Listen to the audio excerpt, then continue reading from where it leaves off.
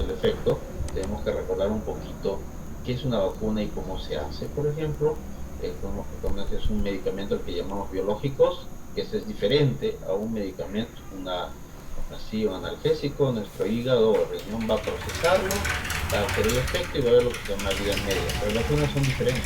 Las vacunas interaccionan con el sistema inmunitario y crean un universo de situaciones que se deben estudiar estrictamente en todos los ensayos clínicos en la fase uno, 2 y 3, la fase 1, la fase in vitro, las fases en vivo, la fase en animales, la fase ya en personas, donde ya en la fase 1 uno quiere ver si hay reacciones adversas, después se gradúa la dosis, el efecto, y después finalmente en la fase 3 se compara contra placebo, contra otras opciones ya existentes. Todo ese proceso es larguísimo y necesario, que normalmente demoraba hasta 25 años en tener una vacuna. Solo por ejemplo, la vacuna de dengue tiene más de 30 años. La elaboración finalmente cuando la han lanzado no ha sido tan positivo como se esperaba, ¿no? Entonces tenemos ese tema. Con la epidemia del ébola hubo la necesidad de acelerar los procesos y estos procesos se acortaron hasta 7 años y hasta 2 años. Pero lo que ha ocurrido con la pandemia es increíble. En meses hemos tenido una vacuna, inmediatamente en los pocos meses ya se estaban aprobando los estudios de fase 3 y en este momento ya estamos viendo en este año, año y medio de iniciar la pandemia y a menos de un año de haberse iniciado los ensayos clínicos, publicaciones abundantes sobre eficacia de resultados, como digo, que van variando y van cambiando, porque la pandemia es la emergencia epidemiológica o sanitaria más grande de la historia que hemos tenido, obligado a esta situación acelerada. Entonces recordemos un poquito aquí tres métodos importantes para hacer una vacuna. Eso tiene que ver con las vacunas que hay. Una utiliza un virus completo, o si no, no utiliza un virus completo, sino partes del virus, un fragmento, escojo el fragmento que es el que va a servir como antígeno, es el que va a estimular el sistema inmune. Para eso tengo que identificarlo, tengo que saber cuál es. Solo por ejemplo la vacuna de malaria que tienen décadas en estudio. Primero identificar qué parte del plasmodio es el antigénico para generar una vacuna. Es decir, todo un largo proceso y se ha logrado finalmente aprobar la vacuna de malaria contra malaria falciparum en la semana pasada, esta semana que ha pasado.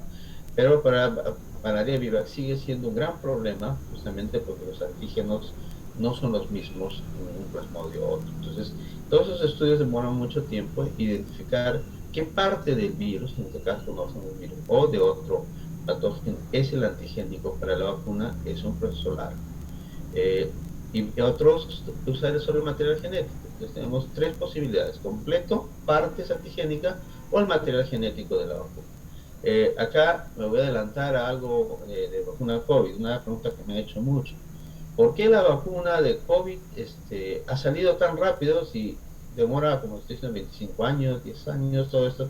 ¿Por qué esto es un plan hecho por todas las fake news que estaba saliendo, teoría de conspiración, ¿no?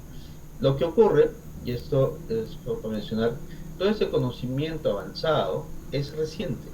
Toda esta plataforma de trabajo de biológicos con nuevas técnicas es muy reciente. Hay técnicas antiguas que voy a comentar que ya son muy bien utilizadas y conocidas, pero algo que ha desencadenado este desarrollo enorme en vacunas y tener plataformas casi listas esperando esta pandemia fue la epidemia del SARS el año 2003 y las epidemias de ébola el año 2013 y 2014.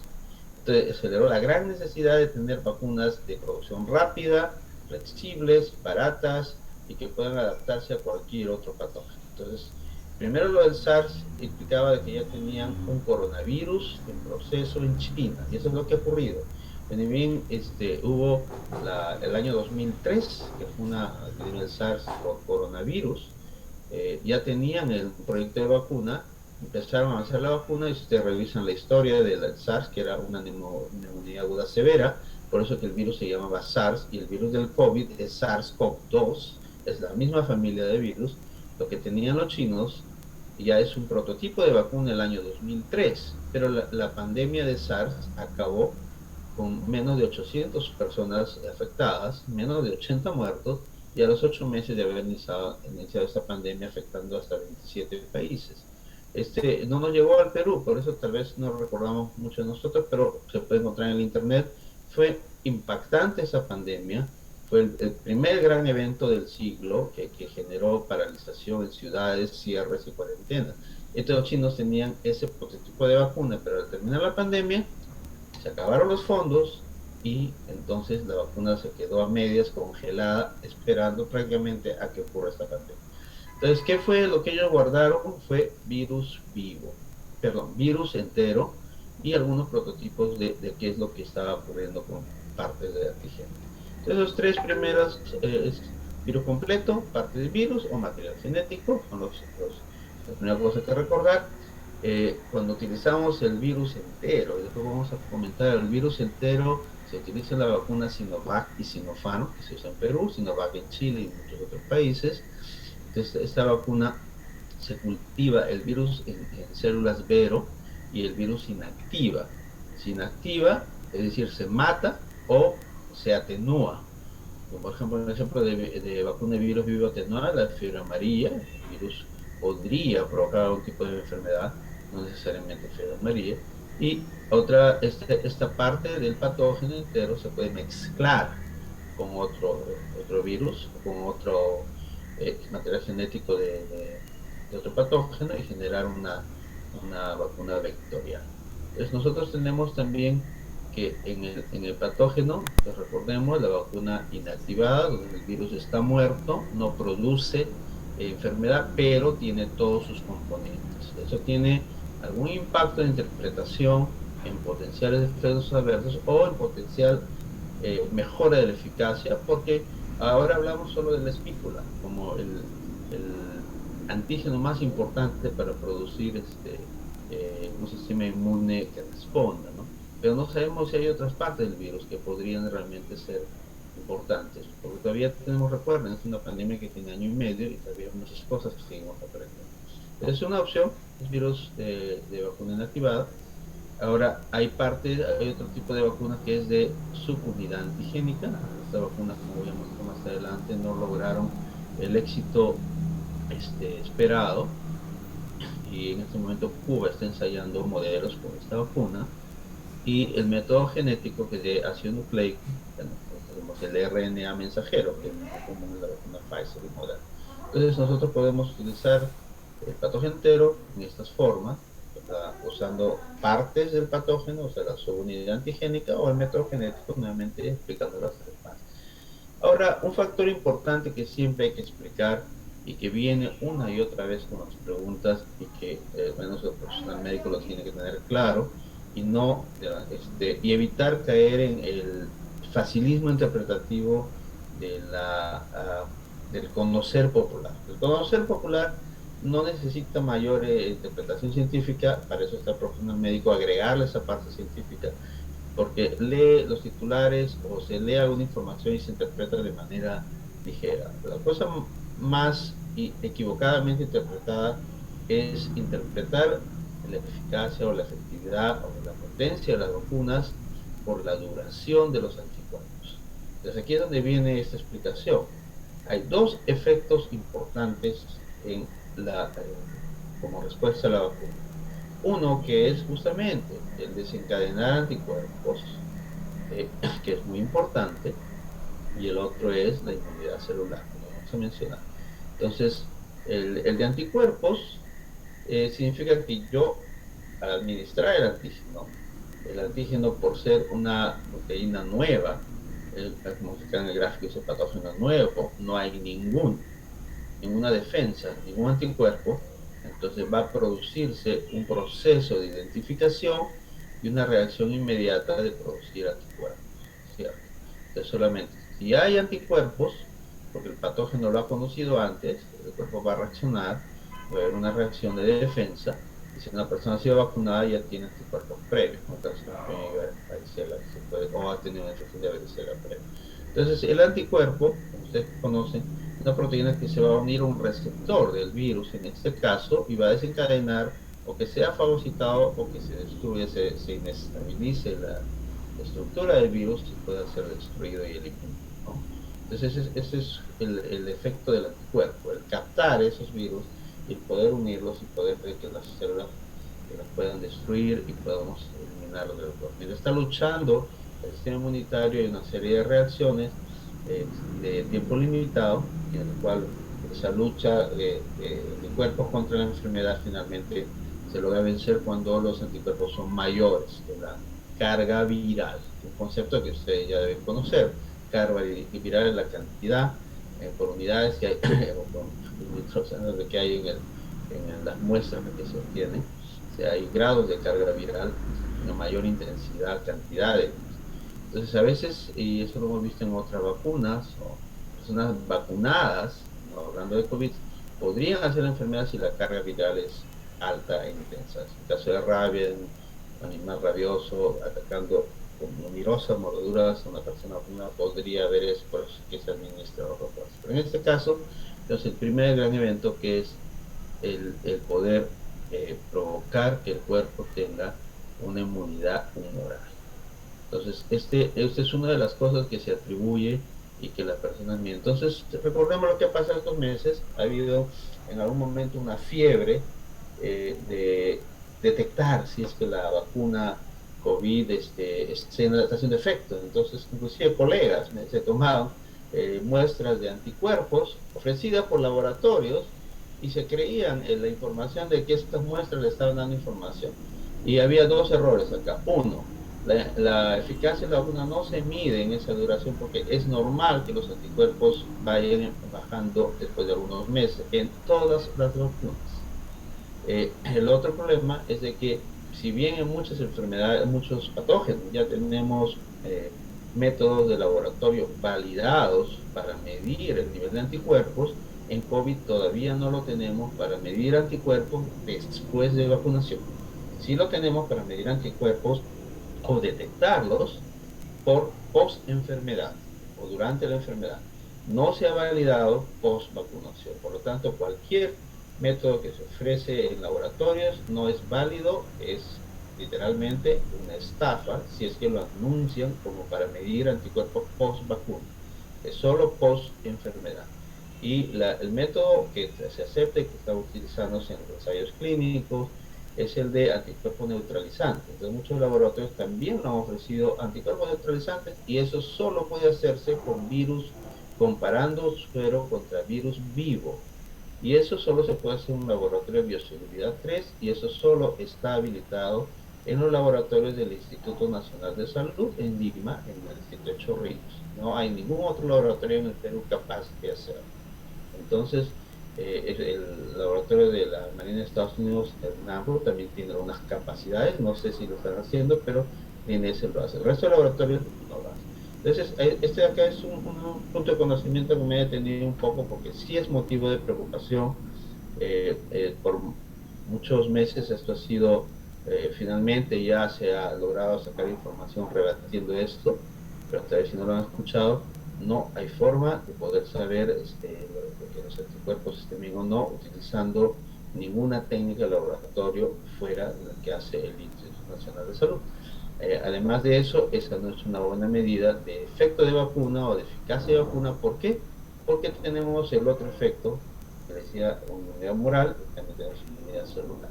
Es lo que nosotros le llamamos la memoria inmunitaria, donde los linfocitos los linfocitos graban en la memoria el reconocimiento del virus o de los patógenos y ya no son, no son vírgenes más. La próxima vez que tenga contacto, sea por contagio o por una nueva inoculación de antígeno, el cuerpo va a reaccionar intensamente. Es decir, como en cualquier otra enfermedad que se vacuna, no es necesaria otra vacunación, a menos, ese es un comentario aparte, que hay una tercera ola tremenda. En ese momento la intensidad de contagio o circulación de virus podría justificar dosis anuales, pero mientras no haya eso, pues igual que con las otras vacunas, no se necesita otras dosis. La única vacuna en la que se vuelve a vacunar es en influenza. ¿Por qué? Porque el virus muta suficientemente de un año a otro para que la vacuna de influenza ya no sea efectiva. Esa es la única situación. Gracias a la inmunidad celular, es decir, la memoria inmunitaria, es que no necesitamos vacunarnos todo el tiempo por todas las enfermedades que nos han vacunado en la infancia, a menos que haya una gran epidemia y que la cepa circulante sea realmente diferente. Y acá agrego el comentario. Hay una gran cantidad de preocupación, de investigaciones por la preocupación de las variantes. La variante Delta Plus, una que más estamos hablando, la variante Gamma, que ha dominado acá en el Perú principalmente, y que no se ha estudiado mucho en Estados Unidos y Europa porque recién se está llegando a ellos, y nosotros hemos tenido realmente el origen de esa variante.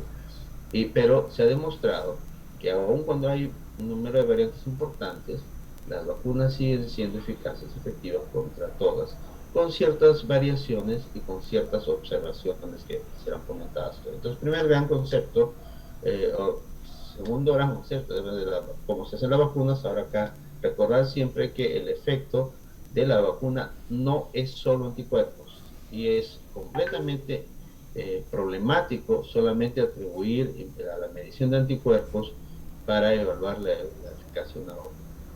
Así no se evalúa la vacuna. Bien. Entonces, otro concepto importante es que las vacunas están en un medio y eso es muy importante para entender procesos anafilácticos o procesos de reacciones adversas y de alguna manera entender los cambios que puede haber de, este, de la vacuna en su estabilidad a lo largo de 2 meses. Esto porque no sé si algunos han tenido acceso a ver los frasquitos de vacuna, el tiempo de expiración no es muy largo, o sea, hasta los pocos meses de expirar, porque no se conocen suficientes. Todavía en los siguientes años de repente los tiempos se van a estabilizar y van a verse cuánto más realmente produce su frasco. Pero, entonces, este concepto es que en la vacuna el antígeno o el virus cultivado en células Vero, en este caso es la vacuna Sinopharm, que es un virus inactivado, o el RNA mensajero, necesitan un medio. Ese medio es un medio líquido. Ese medio necesita algo que se llama preservantes o conservantes, que interactúan con la persona también cuando son inyectados, y también tienen lo que se llama coadyuvantes, es decir, son eh, sustancias o elementos que ayudan a que ese antígeno finalmente, si se inyecta intramuscular, pueda ser absorbido por los capilares, y eso por muchas razones físicas, de osmosis, de química, de peso, de tamaño, que puedan lograr que esa sustancia llegue al torrente sanguíneo, llegue al lugar objetivo que buscamos con la vacuna.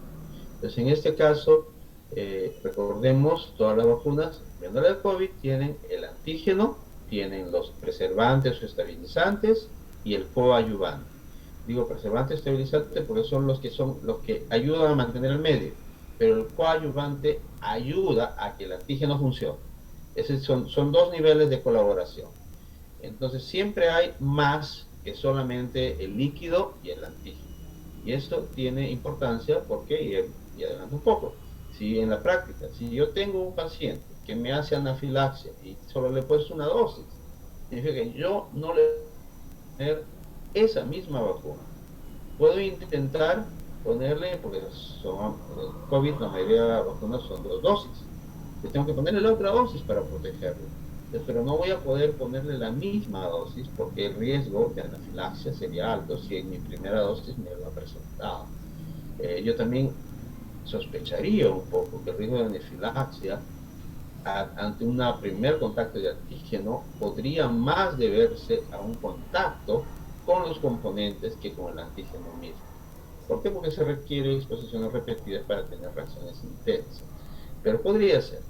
Entonces nosotros tenemos en el mapa de qué pasó con ese paciente cuando hay una reacción, que además del antígeno hay más componentes en la vacuna. Bien, entonces, ¿qué es la vacunación? Ya lo sabemos, administrar este biológico de alguna manera oral, intramuscular, intradérmica subcutánea, y en este caso COVID es intramuscular, y nosotros lo que queremos es interrumpir la transmisión del patógeno. Y acá me detengo por un segundo, y en este tema de vacunas se intersectan dos enfoques de la salud pública, de la salud en realidad, la salud individual y la salud colectiva. la salud pública. Mientras que la salud individual, yo tengo que atender a mi paciente y darle lo mejor posible, los mejores medios para que resuelvan su situación individual, y luego de acuerdo a las prácticas clínicas adecuadas en la salud pública, yo tengo que lograr que la población controle esa enfermedad de la mejor manera. Y esa discusión es realmente importante, sobre todo porque las vacunas en ese momento, en una situación de crisis, son siempre administradas única y exclusivamente por el gobierno. Y lo menciono esto porque ha sido todo un debate durante todos estos meses. El tema de los privados importa. Finalmente se autorizó la importación de privados y ninguno lo ha hecho. ¿Por qué? Porque todo el mecanismo que significa administrar vacunas, la cadena de frío, es un mega problema para cualquier administrador de vacunas. Y el tema de si hay una reacción adversa es un problema legal gigantesco para cualquier privado. Entonces hay una cantidad, y esto no para unir con la realidad, hay muchas discusiones de medios y de expertos se ponen a opinar, y hay mucha presión para sacar como esta ley de que los privados también los pueden importar, y ninguna aplicación práctica real, y más que nada se viene un poco la presión expectativa popular. Pero a nivel médico pues, tenemos que concentrarnos cuál es la parte técnica y la parte de conocimiento que apoya una decisión. Entonces, vemos, por ejemplo, que acá en salud colectiva el objetivo es interrumpir la pandemia, y para ello yo tengo que vacunar el número máximo de personas posible en el menor tiempo posible para impedir que la siguiente mutación, es decir, la siguiente variante, me inicie una ola y disminuir el número susceptible. Pero a la vez está la preocupación individual de muchas personas que se sienten sobreexpuestas. Por ejemplo, ¿no? La comunidad médica que está solicitando una vacuna extra. Y si tenemos una población susceptible, hay mucha mayor probabilidad que tengamos problemas que si tenemos más vacunas. Entonces la decisión individual versus la decisión colectiva es realmente importante en el tema de vacunas, sobre todo en vacunas. Ya hemos hablado, los objetivos es interrumpir la transmisión, la gravedad. Disminuir la gravedad justamente es una de las precisiones importantes que ha habido en la vacuna. Antes pensábamos que la vacuna iba a evitar que la persona se contagie, pero ahora ya sabemos que lo que la vacuna nos interesa más es que evite los casos de hospitalización, COVID grave y de muerte. Ya hemos precisado, como les digo, estamos aprendiendo en estos meses poco a poco, en un tiempo acelerado, cosas que en otras épocas demoraba décadas aprender. Bien, entonces tenemos ya, hablemos un poco más directo de las vacunas COVID. Todo es cambiante y es bueno dar una mirada al año pasado. En el año pasado, para el 12 de octubre, los primeros ensayos clínicos que en el Perú se aprobaron en agosto. Las discusiones sobre hacer estudios clínicos en el Perú han empezado desde marzo del año pasado, y la consolidación de los primeros estudios ocurrió en agosto y septiembre. Tanto el primer ensayo clínico aprobado fue de AstraZeneca, justamente en el centro que yo estaba, y de ahí se aprobó Sinopharm, se aprobaron más centros y se empezó. Pero para el 12 de octubre, este cuadrito nos hace recordar que habían 248 candidatas a vacuna. Y acá quería mostrarles el tipo de vacunas: las vacunas genéticas, las vacunas de virus enteros, inactivados, aquí está vectores virales, es decir, la mezcla con otros virus. Ácidos nucleicos son las RNA mensajeros, y proteínas acá son fragmentos. Estas de fragmentos, como ustedes pueden ver, no han pasado a fase 3. Para el año pasado pasaron a fase 3 solamente las que ven acá al final. Yo he agregado aquí en rojo las vacunas antisoberanas, que son las vacunas que Cuba ya está administrando a su población. Es un poco misterioso los estudios, no los hemos visto, pero aparentemente los cubanos ya están obteniendo resultados. Entonces lo pongo acá para ubicarla en el tipo de vacuna que es un fragmento de viral. Son fragmentos virales que va a agregar a los 3 tipos de vacunas que ya estamos usando en el Perú. Entonces vamos a revisar un poquito aquí y después relacionamos eso con la eficacia y la seguridad. Tenemos En el Perú las tres vacunas, las dos más conocidas y la tercera que ya se está usando, es la de Pfizer, que es RNA mensajero, la de Sinopharm, que es virus inactivado, está muerto, pero es virus completo, y la de vector viral, es decir, es una mezcla de otro virus. Tenemos acá en Perú se usa la de AstraZeneca, y la de AstraZeneca es una plataforma en la que se ha mezclado un adenovirus de chimpancé. Este adenovirus chimpancé, que es un virus respiratorio, no produce enfermedades en personas, por lo tanto es un vector apropiado para montar sobre eso material genético del virus de COVID, el SARS-CoV-2. Es lo que es la vacuna de AstraZeneca. Sé que la vacuna de AstraZeneca se está usando en el interior del país, sé que en la ciudad grande se está usando Pfizer y Sinopharm. ¿Cuáles las diferencias? Una diferencia conocida importante es la contaminación, es decir, la necesidad de tener cadena de frío de alto nivel para las vacunas de RNA mensajero y la facilidad para otras vacunas en las cuales es ¿qué suena? Las vacunas de vector viral y la vacuna de virus inactivado no requieren una refrigeradora normal, una cadena de frío de -20 para almacenaje a largo tiempo, pero después es el mismo nivel de cadena de frío que el Perú ya tiene. La vacuna de RNA mensajero son vacunas que el RNA mensajero, o sea, la molécula que está en la vacuna es sintética. Entonces, una primera gran ventaja es que es fácil de fabricar y en caso que se requiera una nueva versión de la vacuna, por ejemplo, esta Pfizer o Moderna pueden actualizar a una nueva variante. O sea, hasta ahora no lo ha hecho y no lo ha hecho por algo que es obvio, porque todas las variantes, aún cuando hay diferencias en la eficacia que se ve en ciertas edades, estas vacunas siguen siendo eficaces contra todas las variantes que se están descubriendo. Pero si hubiera necesidad, esta vacuna es la que ofrece la mayor rapidez, una adaptación rápida para responder a esa nueva variante, si es que realmente ya no fuera cubierta por esta vacuna. Hasta ahora, todo parece indicar que no sería necesario hasta el momento, pero eso puede cambiar. Entonces, acá hay una inducción de este RNA mensajero que se une a nuestras células y hace que las propias células de nuestro sistema inmune produzcan la secuencia proteínica de la espícula del virus del coronavirus. O sea, hace un remedio de eso igual, o sea, nuestro cuerpo lo hace y eso estimula al sistema. Acá no hay ningún componente viral. Este es un método nuevo y tiene grandes ventajas.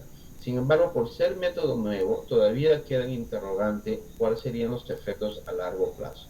Afortunadamente, como vamos a comentar más adelante, no hay graves efectos masivos observados. Sin embargo, hay raros casos de que ese estímulo de que sigue produciendo la proteína del coronavirus es por un tiempo limitado, de ahí se detiene. Hay casos que han pasado meses y sigue produciendo y le produce problemas inflamatorios a personas, ¿no?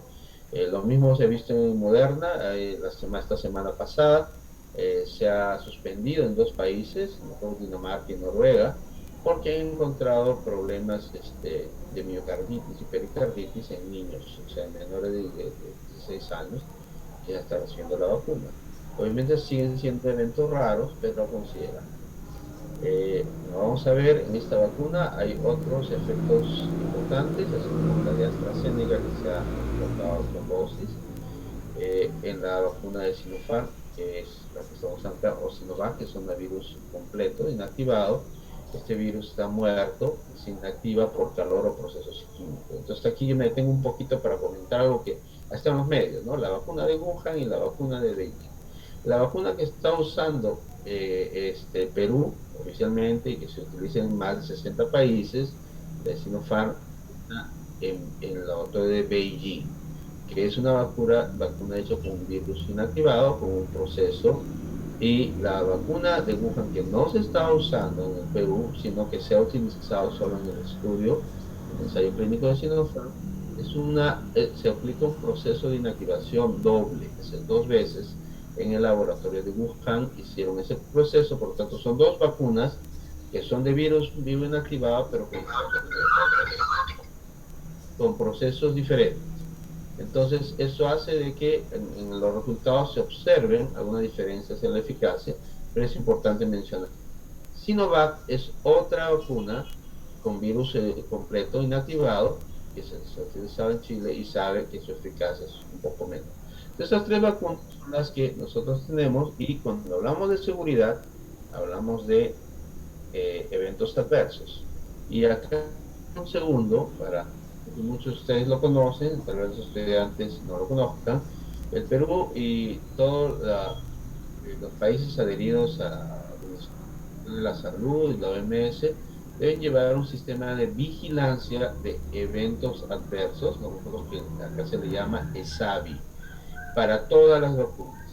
Y acá yo debo comentar algo con bastante transparencia, es que por malos entendidos o una interpretación eh, no muy adecuada de la salud pública, se tiene mucho temor de poder registrar esos eventos adversos por el temor a desacreditar a la vacuna. Cuando uno de los primeros conceptos, y lo debo repetir acá, es que los eventos adversos no significa que sean necesariamente causados por la vacuna. Ese es un concepto que genera confusión y creo que esta es una buena oportunidad de aclararlo.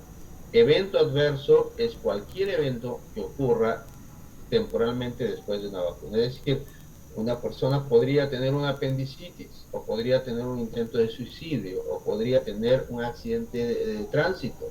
Es un evento adverso no asociado a la vacuna, pero que ocurre y es reportable.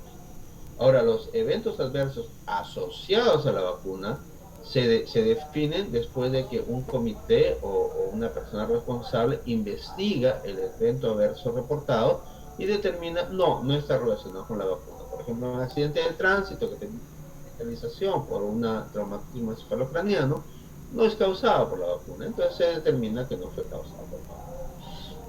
Hay muchas razones por las cuales cosas como estas no se deben ignorar. Por ejemplo, una persona diabética puede tener una descompensación por su problema después de vacunarse, podría o no estar relacionada con la vacuna, más probablemente no, pero amerita una investigación. Y esa seriedad con la que se debe tomar la investigación de eventos adversos nos está faltando. Tal vez porque nos falta manos o falta claridad o hay esa confusión de que al notificar un evento adverso lo vamos a relacionar como causado por la vacuna. Y no es así. Entonces, esa vigilancia que hacemos casi siempre es inaccesible. Y eso es muy difícil. Voy a tener la oportunidad de presentar una información que he podido acceder y que es accesible, pero es buscado. O sea, todo el mundo está viendo dónde está el reporte de eventos adversos del Ministerio de Salud. ¿Por qué no lo muestra? Es porque hay ese temor de que se mate.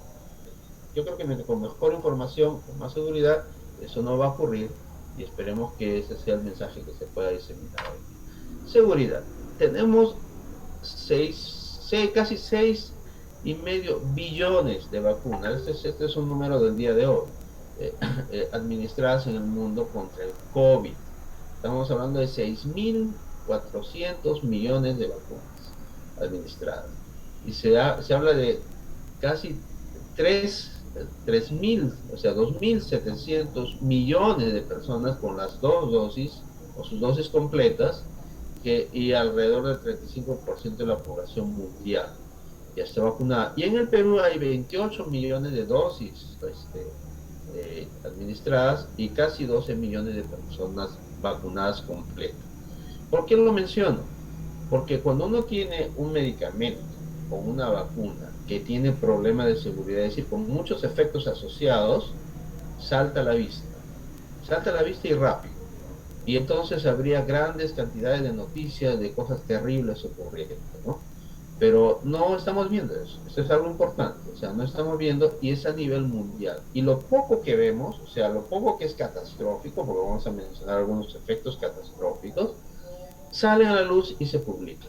Y con esa cantidad tan grande de vacunas, deberíamos tener mucho más. Entonces, o sea, esto es un primer mensaje para tranquilizar Entonces, que las vacunas que se están usando en el mundo en general tienen un nivel de seguridad excelente, en general. Las vacunas que se usan en el Perú también. Entonces, cuando hablamos de seguridad, estamos hablando de eventos adversos. Es muy importante porque por muy eficaz que sea una vacuna, si me produce eventos graves, no la pongo.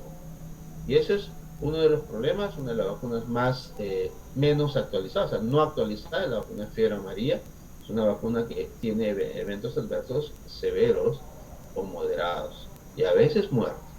Es raro, pero puede ocurrir. Y eso es una de las razones por las que la fiebre amarilla, además que ya se ha investigado, no se debe volver a poner más que una vez en la vida. Esa vacuna se está investigando para desarrollar una nueva versión que no tenga ese problema, nuevamente porque es un virus vivo, o sea, un virus vivo atenuado. Entonces, ese tipo de problemas de seguridad son importantes. Acá no hay hasta ahora. Entonces, la mayoría no tiene efectos adversos y las reacciones comunes no importantes son enrojecimiento, induración en la zona de la inyección, fiebre, cefalea, cansancio, dolor muscular, cosas que son pasajeras, la mayoría. No digo que no haya habido, vamos a ver algunas cosas que sí se han presentado. Y los eventos adversos que han sido raros, que son anafilaxias, sí han ocurrido, y han ocurrido en Perú también. Y por eso recuerden, una de las cosas importantes es observación 20 a 30 minutos. A veces algunos dicen 15, pues, cantidad de personas, pero algunos colegas los he visto en el colegio médico irse inmediatamente. Y hay que cruzar los dedos, que no le pase nada a los 5 minutos que esté caminando por la calle. Entonces siempre, nunca saltarse esas recomendaciones porque podría haber alguna reacción particular o una lipotimia o algo una reacción a algún componente de la vacuna, no necesariamente al antígeno. Eh, Otra cosa importante es las trombosis. Las trombosis fueron un motivo de muchas noticias, con algunos casos con muerte, otros recuperados. Eso se ha presentado más con la vacuna de Johnson y Johnson y motivó una suspensión temporal en Europa. ¿Por qué se volvió a administrar a pesar de este efecto catastrófico? Es porque era raro, porque solo se había observado en mujeres, en 7 por millón, o sea, realmente es muy raro, y porque solo muertes ha habido 1 por millón de personas vacunadas con esta vacuna. Y la vacuna Johnson Johnson es de una sola dosis. Sí permitió ver de que los datos iniciales de que el grupo más afectado era de 18 a 49 años de edad, permite de alguna manera hacer alguna recomendación al respecto. Entonces, el tema de seguridad no es un gran problema, no es algo terrible, pero es algo que no debemos descuidarnos porque siguen siendo vacunas nuevas, ninguna se usaba más de un año, no tenemos ni un año de observación y es posible con el aumento de su uso aparezcan algunos eventos porque el tamaño muestral, recuerden el tamaño muestral de las personas inoculadas aumenta y pueden aparecer efectos raros. Y eso hay que reportar. Bien, acá hay un informe muy interesante que incluye información hasta julio de este año de las vacunas COVID administradas por el Salud. Es muy importante tener esto a disposición porque nos permite ver un poco qué es lo que está pasando y nos permite de alguna manera mostrar un poco la cultura de responsabilidad, es decir, de dar cuentas de lo que se ha hecho. Y esto de acá en el seguro es un poco más fuerte en el Ministerio de Salud. El Ministerio de Salud, por el mismo tema de que no funciona, acá es el Ministerio con el tema de derechos laborales, de seguro mismo y de los costos, tal vez de alguna manera no hay un rigor y hay un nivel más bien de cumplimiento de actividad. Acá hay un tema de responsabilidad mayor y han tenido que reportar esto y es un cuarto informe y empieza este informe, va a mostrar unas láminas de informe donde muestra en el mundo, en julio, tenían a los países que estaban reportando eventos adversos. Ustedes tienen ahí la cantidad de dosis administradas. Estados Unidos tenía 3 pacientes de emergencia a causa después de 2 millones de vacunas administradas prácticamente. Tenían 2.000 eventos notificados, 92 fueron serios, lo cual es poquísimo para 2 millones, 11 anafilaxias, 11 por cada millón, lo cual también es importante, y 3 de ellos terminaron en signo emergente. Es importante saber esto, no desprestigia la vacuna, estamos hablando de gran cantidad de personas, es importante para poder qué pasa.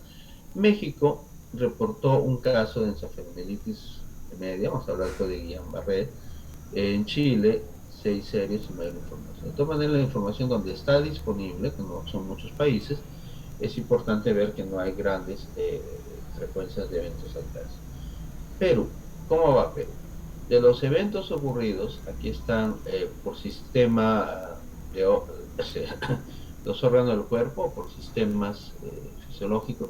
Entonces tienen la mayor parte de problema o de ESAVI. Recuerden, un ESAVI no significa que es necesariamente que está asociado a la vacuna, es temporalmente asociado. Después de la vacuna, durante el periodo de seguimiento, que es por lo menos 7, se presenta alguno de estos eventos que podría ser coincidencia o podría estar asociado a la vacuna. De mayor importancia fue el evento neurológico, y ven, la barra rosada es por género, es en mujeres. Después tienen síntomas generales, malestar general, musculoesquelético, etcétera, y va bien. Cuando ustedes lo agrupan por edades, van a ver que el grupo más afectado es el de más de 40 años, y de menos de 40 años, perdón, el más de 65 años es realmente el que tiene, pero este de acá son frecuencias, entonces tiene un poco que ver con la cantidad de personas inoculadas, ¿no? Otra cosa que vamos a ver es ya una tabla más importante, ¿no?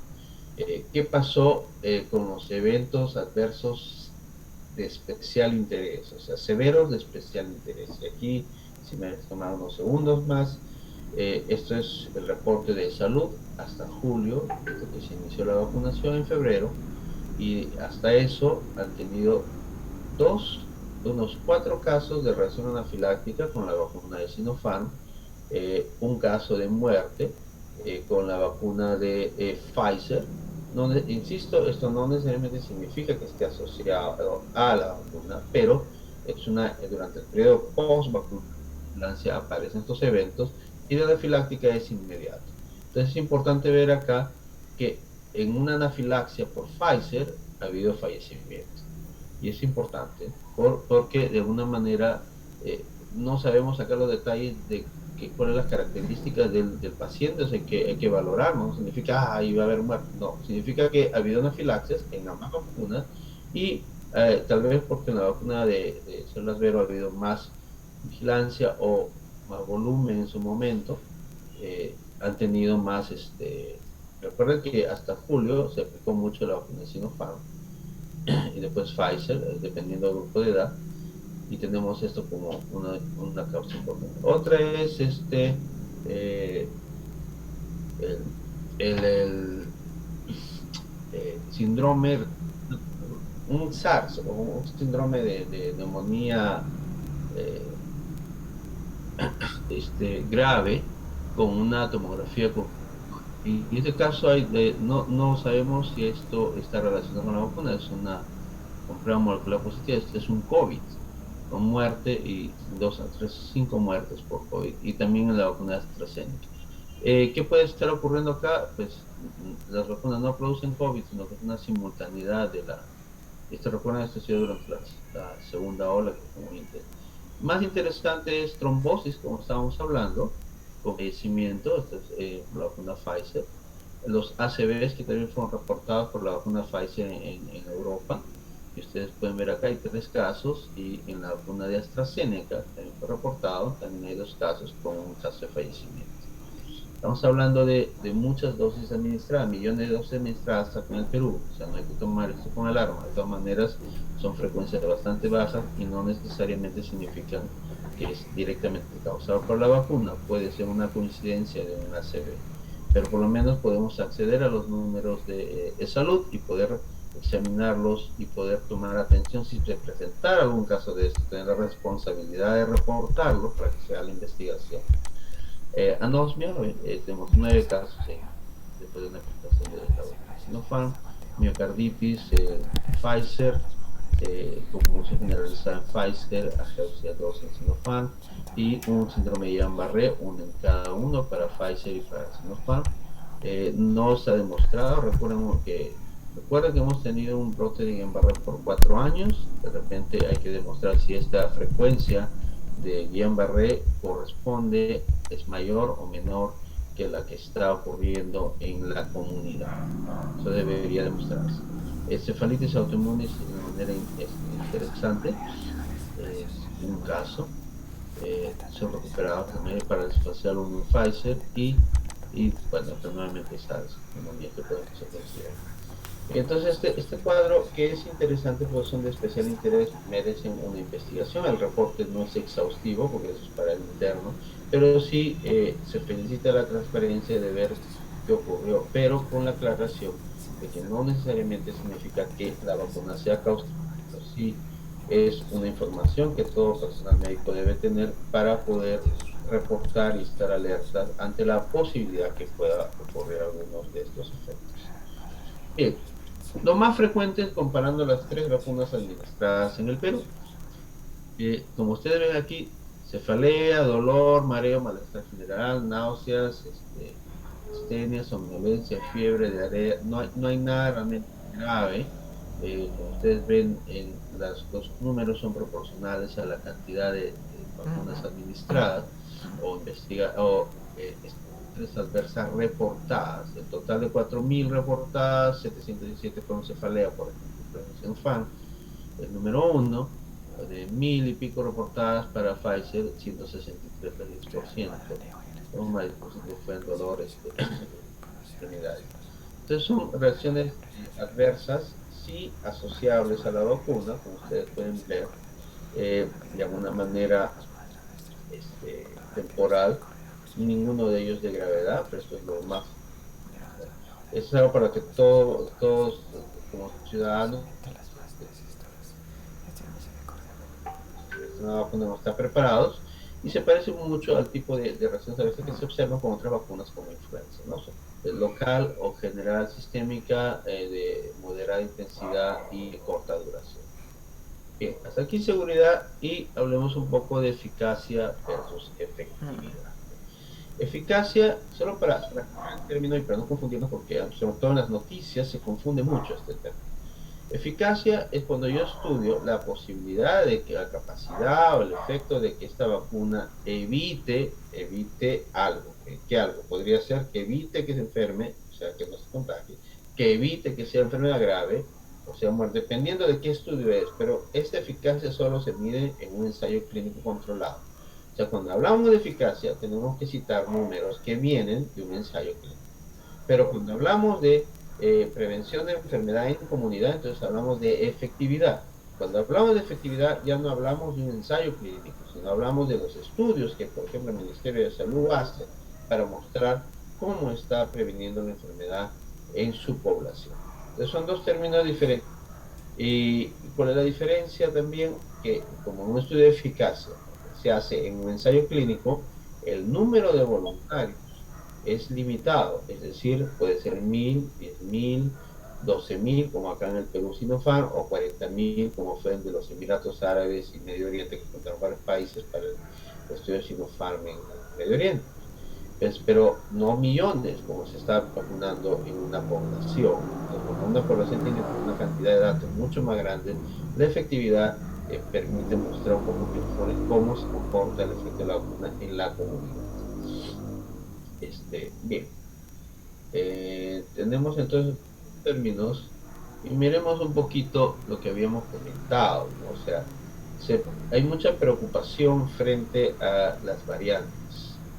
Entonces, acá el Perú también está viendo cómo va las vacunas contra las variantes, cómo están esa efectividad, la eficacia. La eficacia reportada para la vacuna de Pfizer es 95%, Moderna 94%, esto contra enfermedad grave, severa grave, Johnson & Johnson 72%, AstraZeneca 60-90%, Sinovac, que es la de que se tiene 50%, y acá no está, lo voy a mostrar, vuelvo luego este gráfico, y para la vacuna de Sinopharm, lo que está publicado hasta ahora es 78%, que es la vacuna de 78.1%, de, de prevenir enfermedades.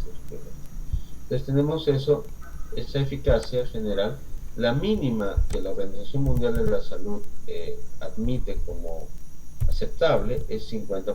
Entonces Sinovac ha sido utilizada porque por lo menos llega al 50%. Cualquier vacuna con menos del 50% no es autorizada ni de emergencia para uso en la población. Eso ha pasado con una vacuna CureVac, por ejemplo, que no logró ese reporte y por lo tanto no ha sido utilizado, no ha entrado al pool de vacunas que estamos.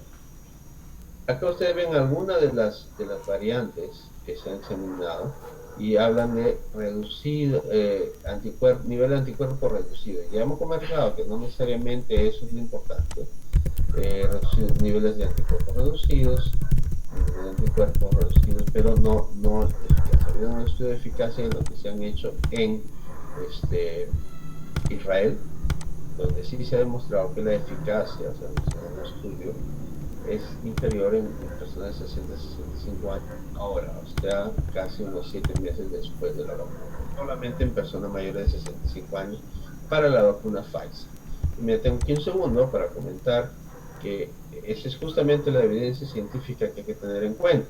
Sin embargo, acabamos de escuchar recomendaciones de que se va a poner la vacuna Pfizer como un refuerzo para mayores de 65 años, lo cual es completamente contrario a lo que he encontrado en Israel.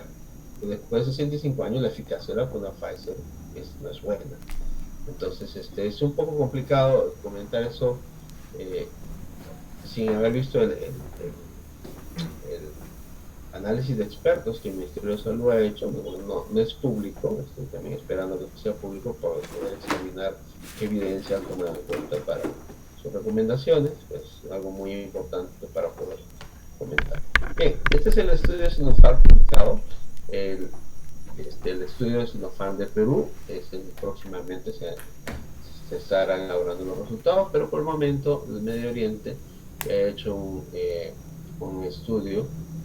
Hay que mencionar que ha sido esto en julio y que se ha completado a finales de este año, y su cepa no ha sido la que nosotros hemos tenido. Hemos tenido la variante lambda que Medio Oriente ha tenido. Entonces es por eso que también esperamos poder mostrar los resultados de Sinopharm, que va a ser muy significativo en la región del mundo. Pero acá, mientras tanto, tenemos que en Medio Oriente la vacuna de Wuhan tenía 72, es mucho por encima de lo que la Organización Mundial de Salud pide, y la vacuna de Beijing estaba casi 78%, bastante alto para niveles de eficacia. Entonces, las que estamos usando en el Perú, insisto, el punto de corte es 50%, es decir, de tantas personas que se puedan contagiar, tantas van a no enfermarse, o en este caso tantas no van a tener enfermedad severa. Si ustedes ven aquí el número, de fallecidos, el número de fallecidos es cero. Acá, casos severos, solamente han tenido dos, y acá los sintomáticos, perdón. Bien, entonces tenemos el tema de eficacia sin mayor problema para todas las vacunas que se dan en Perú, y acá un poco de lo que el Ministerio de Salud ha hecho para ver los niveles de la vacuna de Sinopharm. Sinopharm, ¿por qué? Porque ellos han examinado qué ha pasado con los trabajadores de salud. Los trabajadores de salud han logrado vencer la enfermedad por la vacuna, o la vacuna no ha tenido nada que ver. Entonces, lo que sí se ha visto es una reducción de la supervivencia, es decir, la mortalidad definitivamente ha declinado severamente después del inicio de la vacunación y cuando se ha completado la segunda dosis. Entonces, ustedes pueden ver ahí la supervivencia, o sea, la curva alta es los que fueron vacunados, y el que no es personal de salud no fue vacunado. Entonces, recuerden, hubo un periodo en que solo se vacunó. Entonces, estas son informaciones que nos han dado el Ministerio de Salud. Luego el Instituto Nacional de Salud también ha hecho estos análisis para ver pues, dispositivos con o sin antecedente de COVID para ver la efectividad de la vacuna contra las cepas, las variantes de COVID. Bien, eso en general, y dejando un poco de tiempo para solo el comentario final sobre los mensajes falsos de la vacuna. O sea, durante este año, creo que todos hemos aprendido mucho de la vacuna, pero también ha habido mucho consumo de tiempo, al menos los que hemos tenido la necesidad de poder contestar preguntas, porque muchas preguntas se referían a informaciones falsas diseminadas en videos, en cadenas o por la televisión, y había que mirarlos, ¿no? Entonces me tomaba tiempo de ver, a veces me mandaban un video de 45 minutos que decía una cosa incorrecta tras otra, y cada vez mayor elaborando, por ejemplo, el tema de que si el virus era una fractura de laboratorio y que se había mezclado con el VIH. Entonces tenía que ver el video completo para anotar inclusive cuántas cosas incorrectas, y realmente era admirable el nivel de complejidad que se tomaban para elaborar falsedades, ¿no? Y solamente tomando nota de las incorrecciones se podía después rebatir una información de este tipo. Entonces, sí, se ha logrado mucho avance en esto. He visto una disminución, al menos un cambio de giro hacia otros temas. Pero esto va a seguir ocurriendo porque, y estar preparados porque, sobre todo en vacunas, no es por esta vacuna, es a lo largo de la historia de las vacunas han tenido en algunos casos problemas y han generado unos mitos y leyendas. Y además ha habido el tema cultural.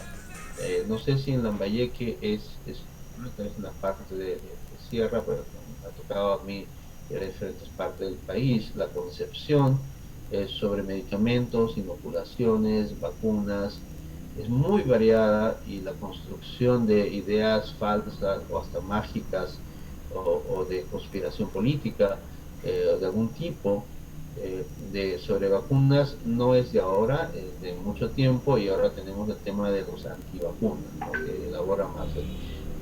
El tener que elaborar científicamente una explicación por qué unas no son magnéticas, ¿no? Y ver los que elaboraron esta teoría de conspiración hablaban del grafeno y cosas así y poder obligarse a uno a leer para poder explicar por qué no es posible, ¿no? Y toma tiempo. Entonces, sí es importante buscar fuentes confiables, buscar la información técnico-científica y buscar la forma de cómo explicarlo sin entrar en polémicas innecesarias y sin eh, confrontar innecesariamente donde no vale.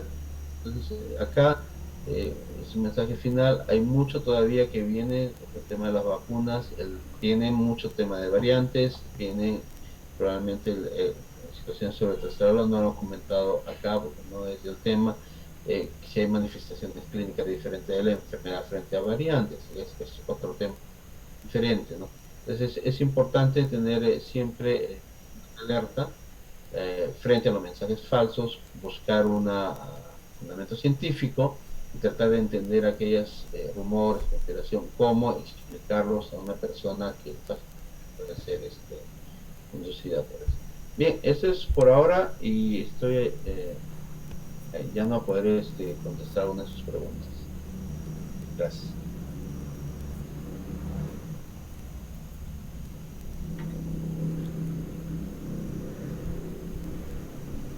Muchísimas gracias, doctor Sergio Recuenco. Entonces queda abierto a todo el auditorio si desearan realizar alguna pregunta. Pueden levantar la mano o escribir su pregunta en el chat para poder iniciar esta segunda parte del seminario. Doctor Herrera García, por favor, tiene usted habilite su micrófono y puede realizar su pregunta. Ya, buenas noches, doctor. En primer lugar, quisiera saber, o bueno, mi pregunta se basa a lo que he escuchado, que, o sea, hay algunos pacientes los cuales se han vacunado, pero luego de bañarse han fallecido o algo así se rumorea. No sé si eso tiene que ver directamente con la vacuna o a qué se debe, o son solo especulaciones o algo así. Suena a un rumor folclórico, pero aun cuando suene a un rumor folclórico, uno sí preguntar el cómo, cuándo, dónde y el quién. Esa es la investigación. Mientras no haya el cómo, dónde, el quién, no va a haber forma de poder contestar eso. Pero, ¿qué sabemos? ¿Qué sabemos de los baños? Hay una creencia folclórica que viene de mucho tiempo de que el bañarse corta la menstruación, que el bañarse produce neumonía, que un montón de situaciones. Uno está tomando antibióticos y se baña, o sea, hay toda una elaboración dependiendo de qué parte del país estamos, ¿no? Eh, Realmente no hay ninguna asociación con bañarse y con morir. La única asociación que podría yo recordar médicamente es que hay un nivel de accidentes en ancianos en duchas, por ejemplo, al bañarse. Eso es otra cosa. Eso no tiene nada que ver con la vacuna. Ninguna vacuna, ninguna vacuna va a producir ninguna reacción de ningún tipo por mojarse o bañarse. O sea, no tiene ninguna relación. Lo que sí puede ocurrir, por eso viene un tiempo de observación, es alguna lipotimia o anafilaxia en los primeros 20-30 minutos. Después de eso, cualquier cosa que pueda ocurrir es notificable, pero muerte por bañarse después de vacuna no hay ninguna explicación previa y en los billones de vacunas administradas habría alguna información que leer, ¿no? Ya, doctor. Gracias. Doctor Víctor Soto Cáceres, tiene usted la palabra. Bien, gracias. Sergio, felicitaciones por tu ponencia. Hay una pregunta que tengo. La información que has proporcionado y que figura es sobre la eficacia. Pero tú mismo has dicho, la eficacia se refiere a los ensayos clínicos. Mi pregunta es, ¿por qué o si hay datos sobre la efectividad? Que es, como saludista, nos interesa epidemiólogos, salud pública. O sea, ¿cuánta de efectividad hay de esas vacunas realmente en la población? Si es que hay algún estudio, si es que hay alguna información al respecto. Efectividad, eficacia, sí, todas las vacunas y todos los ensayos indican efectividad. ¿Hay alguna, así como hay porcentajes de eficacia? ¿Existen vigentes sí. algún trabajo? No, sí, hay bastante. Es realmente de eficacia, como son ensayos clínicos, los ensayos clínicos tienen una duración de colección de datos, de cierto, por lo tanto, tienen un tiempo. En cambio, como ya tenemos desde el año pasado, de febrero, que se está acá en el Perú administrando vacunas, tenemos una gran cantidad de vacunas administradas y ya tenemos una base de datos nacional de vacunados inclusive. En los estudios de eficacia, el Ministerio de Salud ya ha dado a conocer un par de ellos, ¿no? Y investigadores independientes han tomado esos datos. O sea, perdón, de efectividad. Los de efectividad sí se pueden hacer rápido si tienen base de datos disponible. Entonces hay varios países que sí han publicado efectividad en sus países. Es decir, ahora que la vacuna se está administrando, cómo disminuye. Entonces lo que acabo de mostrar los cuadros de trabajadores de salud, personal trabajadores de salud y muerte, es efectividad contra muerte. O sea, esos datos ya se pueden, ¿por qué? Porque están disponibles. Ese fue un estudio muy enfoque sencillo, es decir, de todos los médicos o personal de salud que han recibido vacuna, contar cuántos están vivos y cuántos de ellos fallecieron por COVID a partir de la fecha que se han vacunado y mostrar. Ese es un estudio de efectividad. Otra forma que se está haciendo ahorita es hospitalizaciones ya con la población o por grupos de edad o comparando tablas de mortalidad. ¿Por qué mortalidad? Creo que ya se ha comentado fuera de esta charla públicamente de que los datos de mortalidad tienen mayor precisión que los datos de captación de casos, que solo dependen de la cantidad de pruebas. O sea, le creen más cuántos muertos que cuántos casos hay, ¿no? Entonces, por eso es que los estudios de efectividad que se han hecho en Perú ven mucho la parte de mortalidad. Y sí se ha visto una disminución de 5 años. Es más, sin hacer estudios, también estamos viendo que en la actualidad quienes están llenando los SUSIs y están falleciendo no son personas mayores de la tercera edad, son personas de edad media, o sea, cada vez edades menores. ¿Por qué? Porque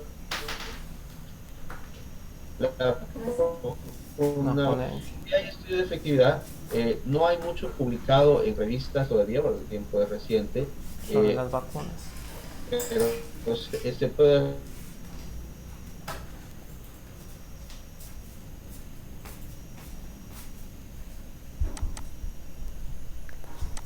también debemos recordar un ensayo clínico, lo que se llama el secreto industrial.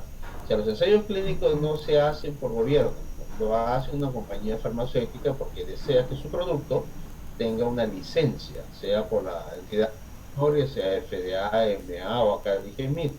Para poder tener esa licencia tiene que ser un estudio riguroso. Por lo tanto, no puede adelantar tiempo, no puede adelantar resultados. En cambio, un estudio de efectividad, sí, porque el estudio de efectividad lo que hace es cuenta las estadísticas y rápidamente va sacando los resultados. Bueno, muy bien, gracias. Había un detallito. Acá en Chiclayo, en Lambayeque, un médico fallece estando vacunado, los dos vacunas. Por eso que me interesaba la efectividad. ¿Qué sí, justo. Se supone que protege, pero fallece sí, el médico. No, sí, eso es cierto. Efectivamente, se ha hecho hacia eso y se ha verificado que aquellos que han estado vacunados, personal médico, 50% han evitado enfermarse, es decir, de los que han vacunado, 50% no se han enfermado. De los que se han enfermado, solamente un porcentaje pequeño se ha hospitalizado y de ellos solamente 2 han fallecido. O sea, sí había fallecidos que han sido vacunados. Y eso es algo que ya se conoce. O sea, a pesar de que las vacunas protegen contra enfermedad, contra un porcentaje importante, que 50% en Perú es importante, y de 100 personas que se enferman, solo 2 se pueden morir, perdón, que se hospitalizan, solo 2 se mueren vacunas, frente a los que no se vacunan, que es 50%. De los hospitalizados no vacunados, 50 se mueren, pero de los hospitalizados vacunados, solo se mueren 2. Y eso es hecho en personal de salud. Eso, o sea, realmente aún así. Ahora, efectivamente, estos casos, si uno fallece vacunado, pues eso es una noticia que todo el mundo lo va a comentar. Y llama la atención. O sea, es perfectamente adecuado investigar qué pasa. Pero ahí viene el tema, y sí, y es la parte clínica de salud individual. ¿Qué factores tenía esta persona para poder haber estado en ese porcentaje, ¿no? Porque esos porcentajes existen. Uno es comorbilidad, pero uno muy importante de exposición. ¿Y por qué algunas personas que ya han tenido COVID o que ya están vacunadas, hay una cuestión psicológica de exceso de confianza, ¿no?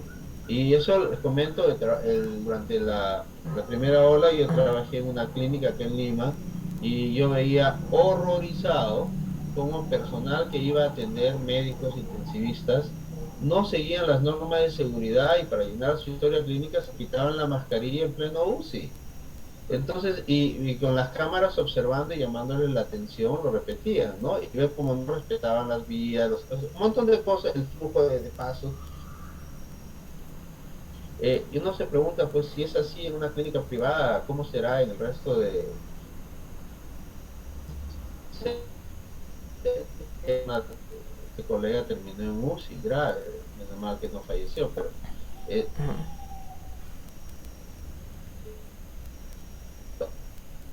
en alguna población, y su exposición mayor permitió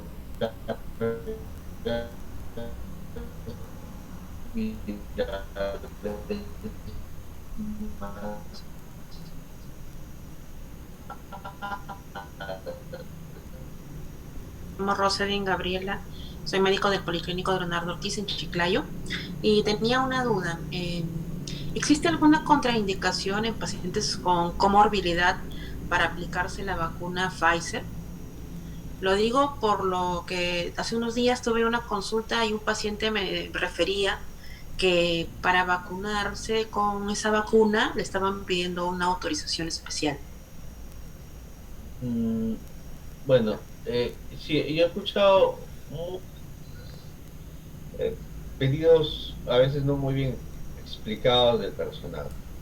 por ejemplo, lo que sí sabemos que en el momento que va una persona a vacunarse le ponen una encuesta, ¿ustedes tenían alguna vez esto? Y si marcan algo de eso, le hacen preguntas adicionales, ¿no? Entonces, a veces puede haber marcado, por ejemplo, anafilaxia y ya no la quieren vacunar. O han marcado ahí, tiene problema de coagulación el pasado y ya no lo quieren vacunar. Es posible. Pero las contraindicaciones de Pfizer, bueno, también depende. Si es salud, están probablemente informados. Yo mostré el cuarto informe, no he visto los otros informes, realmente la información es muy hermética, pero estoy seguro que estos informes sí han sido compartidos con personal de salud. Entonces, probablemente uno al ver esa tabla se horroriza y dice, uy, esta persona sí ha tenido esto y no le doy, ¿no? Pero es posible eso, ¿no? Lo que pienso yo es de que aún así, lo que falta es la explicación que les he dicho ahora. Aún cuando hay riesgos o eventos reportados, eso no significa que la vacuna esté asociada. Tengo que ver el efecto macro a nivel mundial, que no hay mayor problema. Estoy hablando, por ejemplo, Pfizer, que se utiliza en muchos países, Israel, que vacuna masivamente primero, tiene buena información. No hay una contraindicación real, hay una precaución. Entonces siempre uno pone la balanza. También eso en algunos casos, por ejemplo, un caso de una persona vacunada que tuvo una alergia y ya no le querían poner la segunda por la alergia. Y después, dándole consulta con el dermatólogo, coincidimos, ¿no? Si esta persona tiene más riesgo de morir por COVID, por no estar vacunado, que porque le dé una alergia de nuevo y le medique, ¿qué es más importante? Entonces, si hay excesos y tiene que haber vacunación en ese momento. Siempre hay médicos ahí, la enfermera los pasa y ahí de repente lo que necesitamos es dar seguro. Tener esos casos que me han dicho eso, bueno, yo le digo muy bien, averigüe bien, haga su consulta, lleve su documentación y va, definitivamente el riesgo de morir por COVID es mayor que el que tenga un incidente, un empeoramiento de algo que se puede manejar. Entonces, no hay una contraindicación real, pero sí, después de haberse visto los casos de psicosis en mujeres de hasta 18, 49 años en Johnson y Johnson, algunos lo han querido aplicar. Por eso les explicaba al comienzo. Recuerden que hay las vacunas de mRNA, las vacunas de virus inactivado y las vacunas de vector viral. Entonces, si yo estoy viendo que esa reacción es con vacuna de vector viral, mejor me preocupo de prevenir vector viral y le pongo otro. Entonces, eso es importante. A veces dicen, uy, ya ocurrió esto y ya no quiero ponerle ninguna vacuna. Y no es así. Muchas gracias, doctor. Damos el pase a Jimena Saavedra. Buenas noches, doctor. Disculpe, mi duda era que si en caso de ser alérgico al huevo, ¿habría alguna contraindicación? Y de ser así, o de no ser así, ¿cuál sería la vacuna recomendada? Bueno, sabes que esta es una pregunta muy importante, porque efectivamente sí, la alergia a componentes del huevo sí puede ser una contraindicación contra ciertas vacunas. Por ejemplo, una vacuna que es cultivada en huevo, podría darte problemas. Una vacuna que es cultivada en huevo, que se la pone mucha gente, es la vacuna de influenza. La vacuna de influenza es cultivada en huevo. Entonces, una de las cosas que yo punto a veces, ¿a usted le han puesto la vacuna de influenza antes?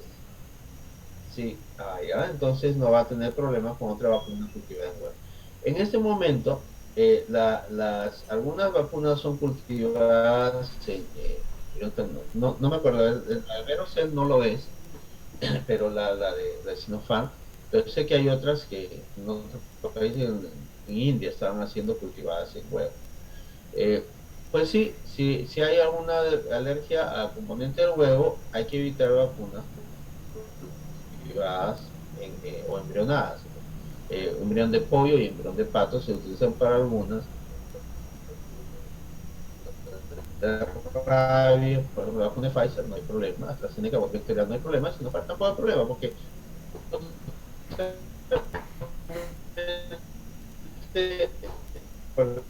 eso no era tan importante, pero ahora sí tenemos que, efectivamente, si hay una persona que ha tenido alergias al huevo, entonces la vacuna de influenza le debe haber dado una reacción. Por eso yo suelo preguntar más, ¿le han puesto vacuna de influenza antes? ¿Ha tenido un problema? No. Pero bueno, no para COVID, sino para otras vacunas que son cultivadas en Perú. Muchas gracias. Le damos el pase a Yanela Martel para que haga su pregunta. Buenas noches, doctor. Mi pregunta era que ¿cuál es su opinión respecto a la vacuna de refuerzo que se le administrará al personal de salud con Pfizer cuando a la mayoría se le administró la Sinopharm, o sea, ambas dosis de Sinopharm? A ver, con respecto a los colegas y al colegio médico, es una discusión que tiene muchas aristas, ¿no? En primer lugar, ni siquiera la mitad de la población está vacunada. La urgencia es vacunar más a gente antes que dar dosis adicionales que a los que ya están vacunados. Ok, el personal de salud está más expuesto, muy bien. ¿En qué condiciones están más expuestos? En condiciones de que haya una tercera ola. En esas condiciones de que haya una tercera ola, yo sí admito, tenemos la necesidad de dar alguna protección adicional. Pero la lógica indica de que si todas las vacunas protegen contra todas las variantes, ¿por qué tengo que escoger una diferente cuando yo ya he visto que mi paciente al ponerse la vacuna anterior no ha tenido problemas?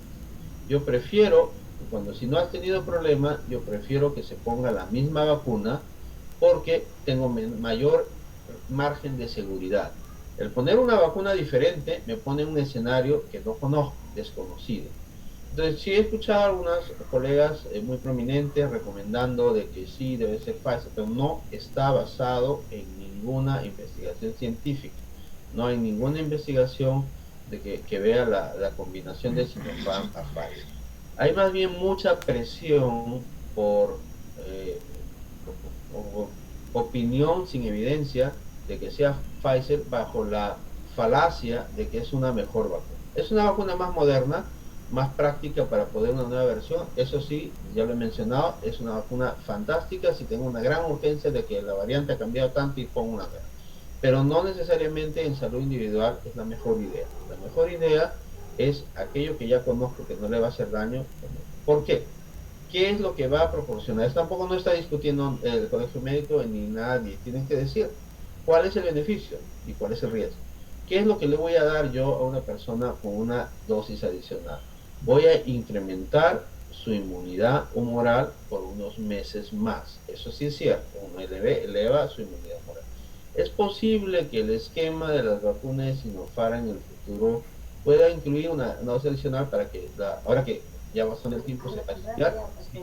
Es posible que Pfizer pueda tener un esquema de 3 dosis, sí, pero el esquema combinado de una dosis a otra, sin razón, no tiene fundamento médico, no es ético, sobre todo es más anético, es porque yo opino, me parece que sí, eso es anético, debe ser, esta evidencia indica esto, o hay que estudiarlo. Creo que ya hemos tenido experiencias serias sobre el uso de hidroxicloroquina y otros medicamentos, en los cuales ha habido que pegarse a la evidencia científica para finalmente razonar en el tema. Entonces, en este caso, yo no veo ninguna explicación justificada para mezclar con la vacuna de Pfizer.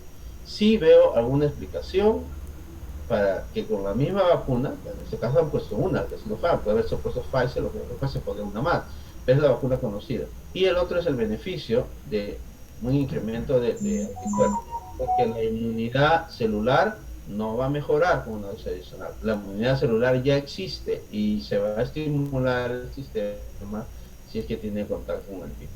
O sea, en un escenario de tercera ola estaría justificado un refuerzo de la misma vacuna. Muchas gracias, doctor. Le damos el pase a la doctora Basti Rodríguez. Buenas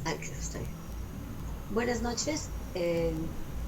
Mi pregunta va en el sentido de que ¿cómo diferencia o cómo sabe que la trombosis que presenta un paciente está causada por la vacuna o por el virus o la enfermedad que tuvo de COVID? Porque yo he visto varios pacientes en sala de operaciones que entran con trombosis de las arterias de miembros inferiores que no han sido vacunados. Excelente pregunta. Y es justamente una de las cosas que yo explicaba. Lo que hay es una situación de temporalidad. Y cuando hablaba de Guillain-Barré implicaba lo mismo. se barre de repente. Por eso es que hablamos de una investigación. El reporte de evento adverso implica que debe haber una investigación que concluya si hay o no hay asociación o relación de la vacuna con ese evento. El solo hecho de notificar un evento, como en este caso de trombosis, que haya ocurrido después de la vacuna en el periodo de observación, no significa que esté asociada a la vacuna. Más, como se ha mencionado, es que los eventos de trombosis y ACVs han sido reportados desde el inicio de la pandemia antes que existan las vacunas. Entonces, sí, eso es un efecto reportado importante, inclusive que justifica las terapias con anticoagulantes, etcétera, que son conocidas.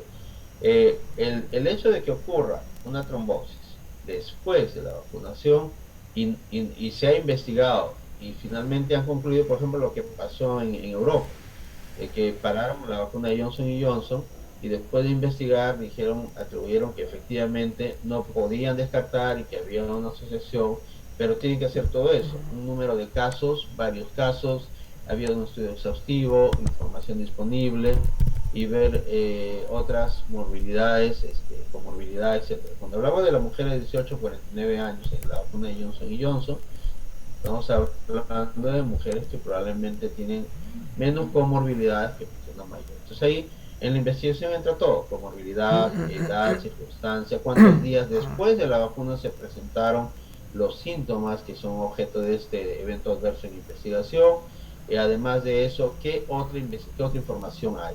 Y ahí es donde viene lo que estoy compartiendo con ustedes hoy día, la información posible del mundo que exista sobre estos eventos me va a ayudar a que esa investigación ocurra. Entonces, y vuelvo a destacar con mucho cariño al personal del MINSA, que su mística es indiscutible. No hay realmente un proceso de investigación exhaustivo, al menos que se publique o que se haga conocer sobre estos casos. Gracias a esta pregunta, porque justamente no solamente es en trombosis, hay muchas otras enfermedades que, como decía, una crisis diabética que después se atribuye y si no están investigadas queda en el conocimiento popular que estuvo asociado, como la pregunta que me han hecho si una persona se vacuna, se va a duchar y se murió. Por ejemplo, también he visto reportes de infartos, que es usual, también lo he visto publicado. No significa que fue producido por la vacuna, significa que es un evento ocurrido posterior y la investigación demostró que no estaba asociado, pero es obligatorio reportar eso y registrarlo para conocer. Si eso se repite mucho, esa estadística va más allá de la frecuencia normal, entonces amerita una investigación mayor y detener el uso de la vacuna. O sea, hay más usos de la notificación, pero es una gran responsabilidad no quedarse callado y siempre reportar eso y exigir que se investigue. Gracias por esta pregunta, muy buena. Gracias, doctor. Gracias, doctora Basti. Podríamos pasarnos mucho tiempo con las preguntas importantísimas, tanto la pregunta como la respuesta. Vamos a dar pase a unas 2 preguntas más y le damos ahorita la apertura al doctor César Cisnegas Vergara. Buenas noches con todos. Sergio, felicitaciones por la ponencia. Quería hacerte una pregunta. He visto pacientes que poco tiempo después de vacunarse, un día o 2 días, aparecen síntomas y hacen una prueba, ya sea justo en la primera o segunda, para la segunda dosis, y salen positivas para una prueba de antígeno, una prueba molecular. ¿Han visto ustedes algún efecto adverso en esa condición? Es frecuente. La verdad es que, sobre todo en la época de segunda ola, ha sido frecuente ver, y también de lo que he conversado con colegas, que se vacunan y de ahí tienen COVID. Por eso que también ha salido la normatividad del Ministerio de Salud, que esperar 90 días después del alta de COVID para terminar su tratamiento o iniciar un tratamiento con su vacuna.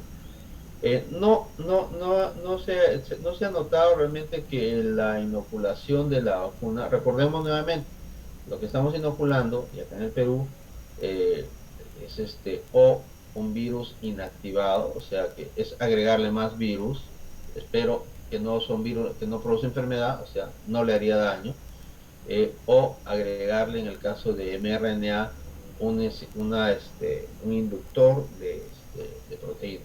Yo tal vez teóricamente estaría un poco más preocupado de alguien que ha recibido la vacuna de mRNA, o sea, Pfizer o Moderna, porque sobre la enfermedad que tiene le induce más producción y más respuesta inmune. O sea, no está inoculando un virus, pero podría, si su sistema estar sobresaturado, respondiendo a la enfermedad y además respondiendo a la inducción.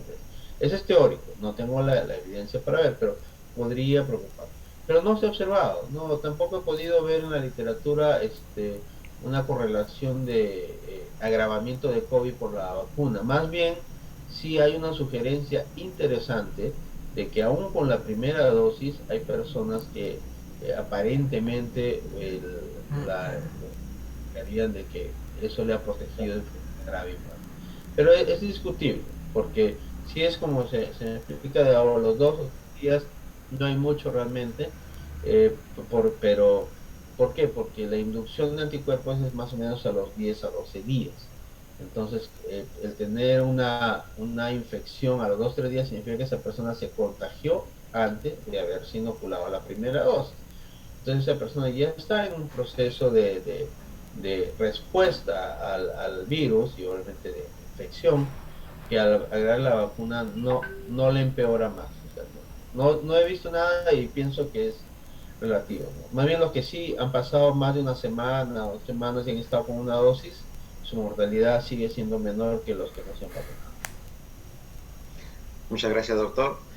Muchas de las preguntas que se han escrito en el chat han ido siendo resueltas por preguntas que han hecho levantando la mano. Pero hay una de ellas que ha quedado, sí, me parece importante.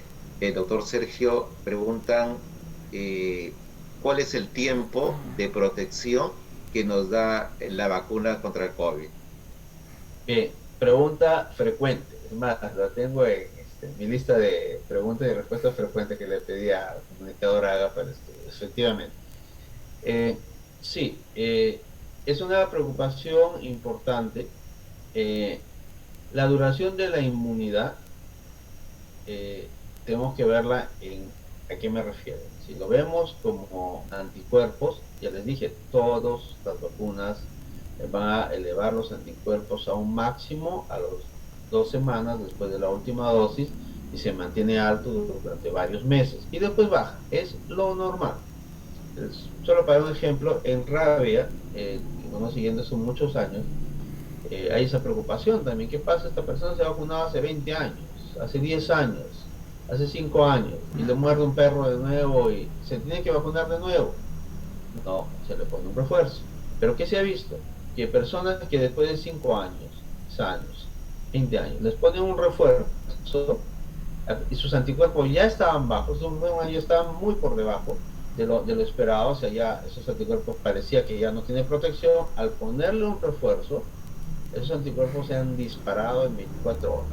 O sea, el sistema inmunitario y la memoria inmunitaria permanece. Y lo mismo pasa con todas las enfermedades que nos hemos inoculado. Entonces, la combinación de anticuerpos inducidos por la vacuna y de memoria inmunológica hace que esa respuesta sea abierta. O sea, ¿qué es lo que sabemos? Que decir, muy bien, ninguna vacuna tiene un año de administración.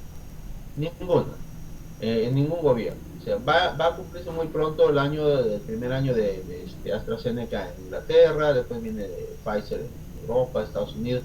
Hay que examinar, o sea, recién vamos a tener datos un año, pero los datos que han ido saliendo de todas las vacunas a los 6 meses, anticuerpos altos, a los 9 meses, a un año, en estudio clínico ya empiezan a declinar, pero siguen estando por encima de los mínimos.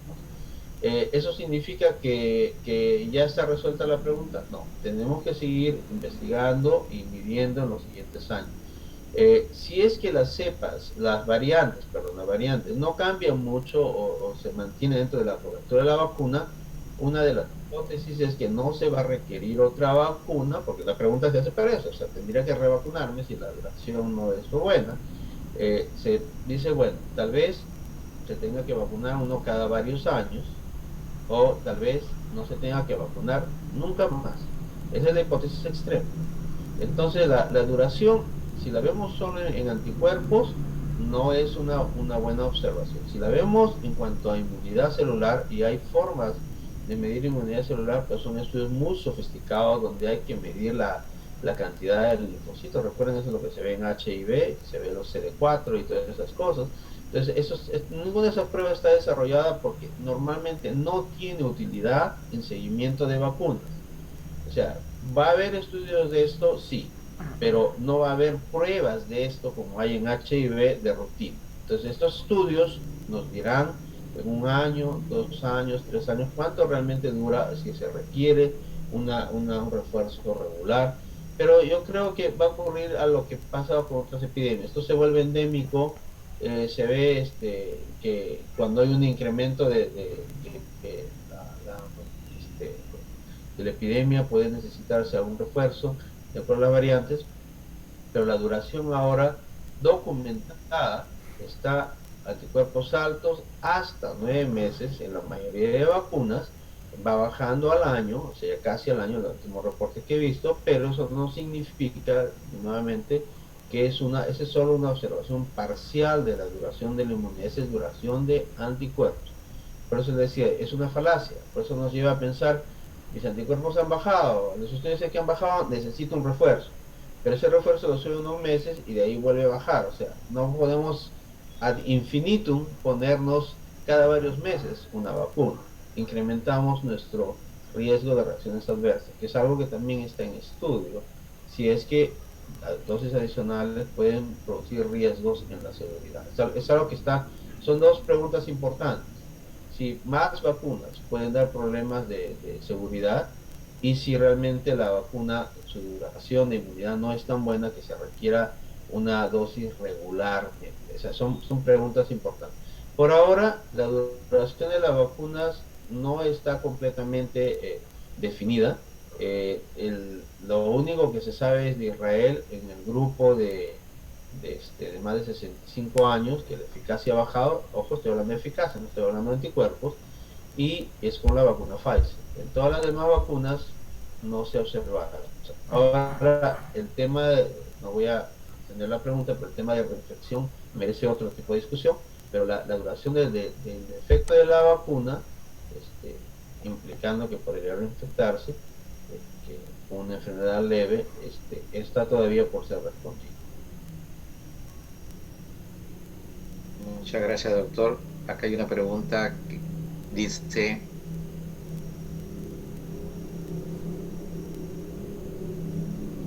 si en pacientes en hemodiálisis o diálisis peritoneal tendrían que administrarse dosis adicionales. No. A ver, Estados Unidos recientemente ha autorizado de manera oficial una tercera dosis, una dosis adicional para pacientes inmunocomprometidos, e incluye pacientes con comorbilidades, con riesgos no solo de trasplantes y pacientes a nivel de exposición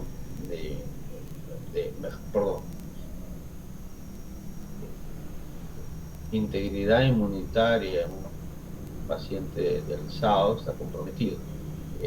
Pero Estados Unidos está en controversia, que o sea, hay todo un debate si la evidencia científica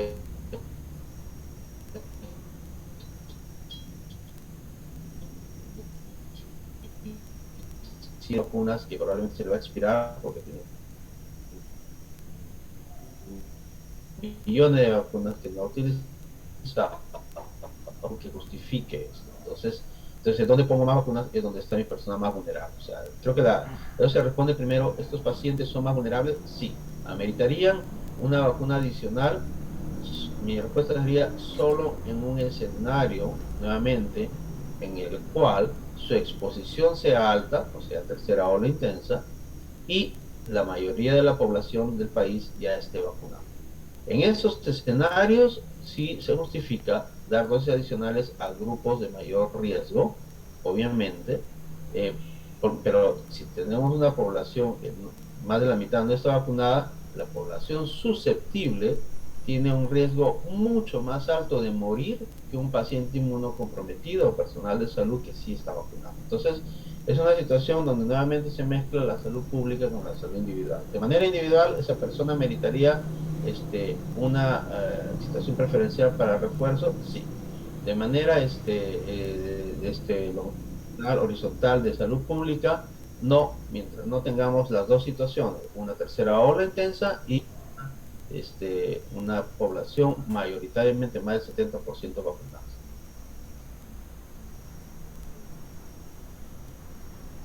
Doctor Ortiz, no se le escucha.